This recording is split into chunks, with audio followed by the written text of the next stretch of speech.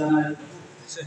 আমার আমাদের পক্ষ থেকে ইতিমধ্যে জেনেছেন যে আমরা আজকে এখানে উপস্থিত হয়েছি চাঁদপুর শহরের প্রাণকেন্দ্রের যে হাসান আলী স্কুল মাঠ এবং আউটডোর স্টেডিয়াম মাঠ এবং সরকারি কলেজের মাঠে খেলার উপযোগী করা এবং হকার মুক্ত করার দাবিতে। তো আমাদের এটার কাজটা শুরু হয়েছে আমাদের বিআই থেকে ডেমোক্রেসি ইন্টারন্যাশনালের মাধ্যমে। তো আমরা প্রোগ্রামের 25তম রিসার্চ ট্রেনিংরত আছি, আমরা আজকে যারা এখানে উপস্থিত আছি। তো ওটার মাধ্যমে আমরা যে রাজনীতির পাশ হতেছি এবং সবাই মিলে ইউনিটি হয়ে যে কাজ করলে কাজগুলো দ্রুত হয়, এটা শিখতে পেরেছি আমরা এখান থেকে। এবং আমরা আশা করি যে ডেমোক্রেসি ইন্টারন্যাশনালের মাধ্যমে আমরা যারা একত্র হয়ে রাজনৈতিক ভিত্তিক্রমে একত্র হয়ে কাজ করতেছি, যেটা আমাদের চাঁদপুর শহরকে উন্নয়নে ভূমিকা রাখবে। আমি বলে আমার বক্তব্য শেষ করি। সমন্বয় কমিটি এনসিপি ওনার শুভেচ্ছা বক্তব্য রাখবে।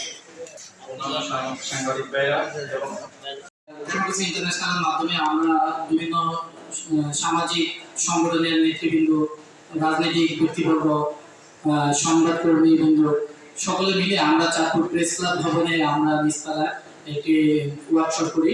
ওই ওয়ার্কশপের মাধ্যমে আমাদের আপনারা ছিল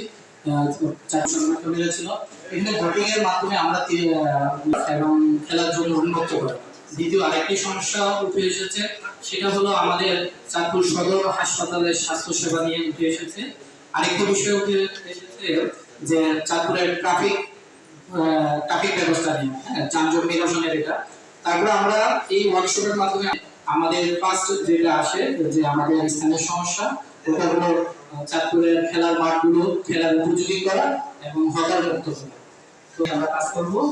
পরবর্তীতে আমরা আমাদের হাসান আলী স্কুল মাঠে চলে যাই।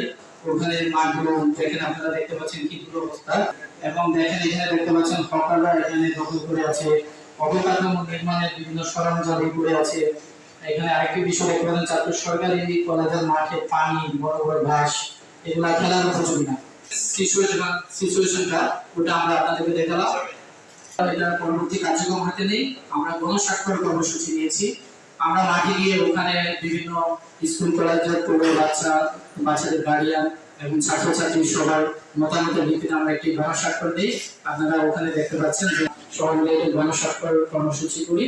তো ওখানে গণস্বাক্ষর দেওয়ার পর আমাদের তারপর লাস্ট যে ধাপটা আমরা আসি যে আমরা এই গণস্বাক্ষর এবং মাঠের যে প্রেজেন্ট সিচুয়েশন, এগুলো আমরা এই স্মারকলিপিটা জমা দিই এবং স্মারকলিপিটা জমা দেওয়ার পর উনি আমাদেরকে আশ্বস্ত করেন যে ইনশাল্লাহ আগামী 3 মাসের মধ্যে চাঁদপুর হাসানের মাঠটা খেলার উপযোগী করে দেওয়ার আশ্বস্ত করেন এবং আমাদেরকে চাঁদপুর আউটডোর